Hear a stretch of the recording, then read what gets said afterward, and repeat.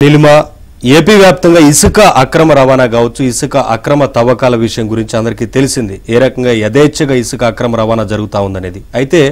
ఆలస్యంగా ఒక విషయం వెలుగులోకి వచ్చింది కాంట్రాక్టర్ జేపీ వెంచర్స్ కు సంబంధించి 1908 కోట్ల పెనాల్టీ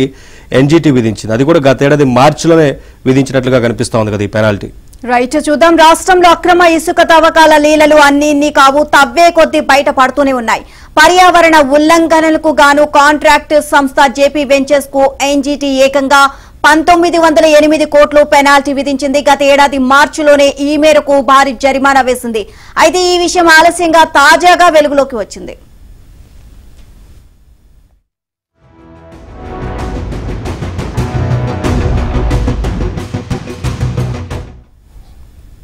పేదలకు ఉచితంగా ఇసుక ఇస్తే వారికి మాత్రమే లాభం పాలక పెద్దలకు అధికార పార్టీ నేతలకు ఏం లాభం ఉండదు అందుకే జగన్ సర్కార్ వచ్చాక ఉచిత ఇసుక విధానాన్ని రద్దు చేసింది ప్రైవేటు చేతిలో పెట్టి అమ్మిస్తే లాభంతో పాటు ప్రైవేటు పేరిట పాలక పెద్దలు అధికార పార్టీ నేతలు కూడా వ్యాపారం చేసుకోవచ్చు అనుకుంది అదే పని చేసింది కూడా జేపీ వెంచర్స్ అనే ప్రైవేటు సంస్థకు 2 ఏళ్ల పాటు ఇసుక అమ్మకాల కాంట్రాక్ట్ ఇచ్చింది ఆ సంస్థ పేరిట వైసీపీ నేతలు ఇష్టారాజ్యంగా ఇసుక తవ్వేశారు వేల కోట్లు అక్రమార్జనకు పాల్పడినట్లు ఆరోపణలు వచ్చాయి కానీ కాంట్రాక్ట్ తీసుకున్న జేపీ వెంచర్స్ పరిస్థితి దారుణంగా ఉంది నేతలు చేసిన అడ్డగోలు అక్రమాలకు పరిహారం చెల్లించే భారం జేపీ వెంచర్స్ పై పడింది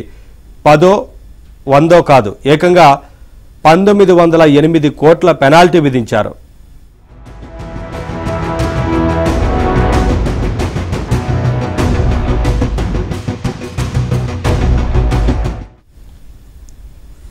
పర్యావరణ ఉల్లంఘనలకు పాల్పడినందుకు గత ఏడాది ఎన్జీటీ మేరకు జరిమానా విధించింది ఇసుక అక్రమ తవ్వకాలపై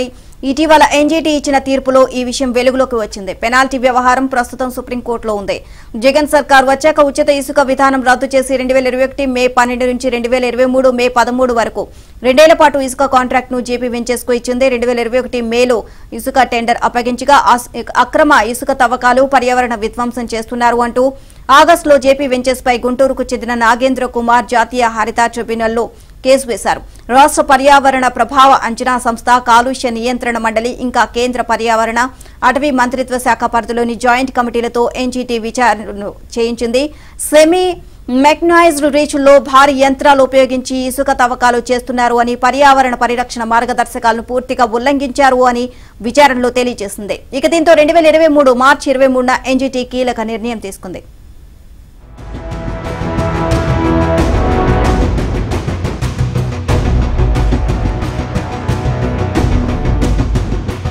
ఇసుక విధానం మార్చడంతో పాటు ఉచితంగా గతంలో చంద్రబాబు ఉచితంగా ఇచ్చే ఇసుకను దాదాపు లారీకి 10,000 రూపాయలు అదనంగా వసూలు చేసే విధానాన్ని శ్రీకారం చుట్టారు ఇందుకు జేపీ వెంచర్స్ కాంట్రాక్ట్ కట్టబెట్టి కూడా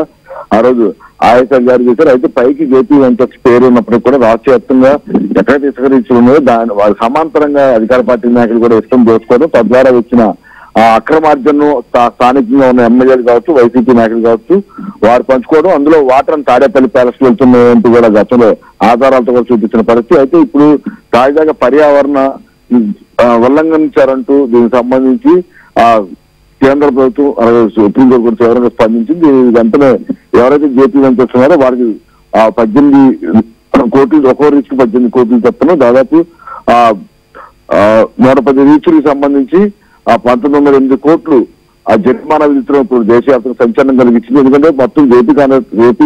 వెంచర్స్ సంబంధించిన కాంట్రాక్ట్ విధి 1535 కోట్లు ఉండగా ఇప్పుడు పెనాల్టీ కింద ఆ నేషనల్ గ్రీన్ ట్రిబ్యునల్ 1908 కోట్లు జరిమానా విధించడంపై తీవ్రంగా చర్చ నడుస్తా ఉంది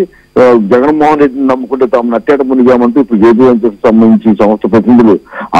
ఆందోళన వ్యక్తం చేస్తా ఉన్నారు ఎందుకంటే మొదటి నుంచి కూడా ఈ రాష్ట్ర వ్యాప్తంగా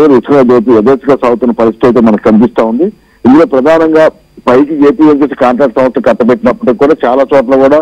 ఆ జేపీ వెంచర్స్ కన్నా కూడా అదనంగా తవ్వకాలు ఎక్కువ జరిగాయి ఎక్కడ పడితే అక్కడ ఇష్టానుసారంగా అందులో అధికార పార్టీ నాయకుల పాత్ర ఉన్న నేపథ్యంలో ఎక్కడ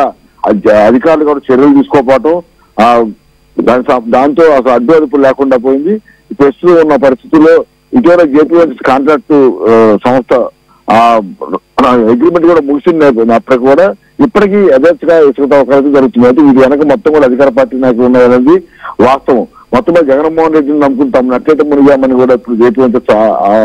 ఆవేదన ఆందోళన వ్యక్తం చేస్తా ఉంది. దీనికి సంబంధించి ప్రభుత్వం నుంచి కూడా ఎటువంటి స్పందన రాకపో కనీసం ఇది ఇబ్బంది నుంచి గట్టెక్కిచ్చే వ్యవహారంలో కూడా జగన్మోహన్ రెడ్డి స్పందించకపోవడం, అలాగే వైసీపీ ముఖ్య నాయకులు ఇద్దరు మాట్లాడకపోవడంతో ఇప్పుడు జేపీ ఎంత పరిస్థితి ఏంటనేది కూడా అగామి గోచరంగా మారిందని కూడా చెప్తా ఉన్నారు. మొత్తం మీద దీనికి సంబంధించి ఎందుకంటే జగన్మోహన్ రెడ్డి మొదటి నుంచి కూడా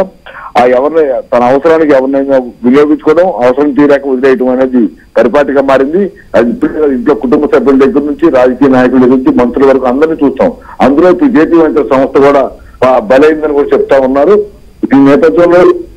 ఇప్పటికైనా ముఖ్యమంత్రి జగన్మోహన్ రెడ్డి గారు స్పందించి దీనికి సంబంధించి తన గట్టెక్కించారు కూడా జేపీ వెంచర్ సంస్థ ప్రతినిధులు కోరుతా ఉన్న పరిస్థితి కనిపిస్తా ఉంది. మరి దీనిపై ఈ పరిణామాలకు సంబంధించి భవిష్యత్తు ఎలా ఉంటుందని కూడా వాళ్ళు ఆవేదన ఆందోళన వ్యక్తం చేస్తా ఉన్నారు. మొత్తం మీద